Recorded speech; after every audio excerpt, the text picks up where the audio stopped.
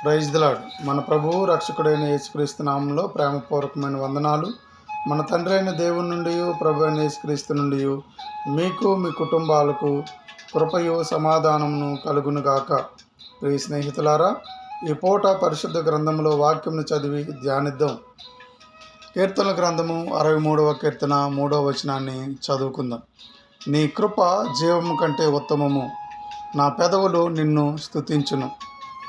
మన ప్రభు అయిన యేసుక్రీస్తు ఒక రోజున యెరికో పట్టణమును సమీపించినప్పుడు ఒక గుడ్డివాడు త్రోవ ప్రక్కన భిక్షమెత్తుకొనుచున్నాడు. యేసు జనసమూహము దాటి వెళ్ళుచుండగా ఏమిటని గుడ్డివాడు అడిగాడు. నజరేయుడైన యేసు ఈ మార్గమున వెళ్ళుచున్నాడని చెప్పారు. వెంటనే ఆ గుడ్డివాడు, దావీదు కుమారుడా, నన్ను కరుణించమని బిగ్గరగా కేకలు వేశాడు. తన పక్కవారు గద్దించిన గుడ్డివాడు, దావీదు కుమారుడా, నన్ను కరుణించమని కేకలు వేశాడు. యేసు నిలిచి వానిని దగ్గరికి తీసుకొని రమ్మని చెప్పాను. వాడు వచ్చిన తర్వాత నీకేమి కావాలని అడిగితే నాకు చూపు కావాలని అడిగాడు. వెంటనే యేసు, నీవు చూపు పొందుము అని చెప్పారు. గుడ్డివాడు చూపు పొందిన తర్వాత దేవుణ్ణి మహింపరిచాడు. అది చూచిన ప్రజలందరూ దేవుణ్ణి మహింపరిచారు. ఇక్కడ మనం నేర్చుకోవాల్సిన విషయం ఏంటంటే, చుట్టుపక్కల వారు గుడ్డివారిని గద్దించినా ఊరుకోకుండా కేకలు వేశాడు. కారణం, గుడ్డితనం వలన ఎంత ఇబ్బంది, కష్టం, శ్రమలో తన జీవితాన్ని కొనసాగిస్తున్నాడో తనకు తెలుసు. మన జీవితంలో కూడా చాలామంది చాలా సలహాలు ఇస్తారు.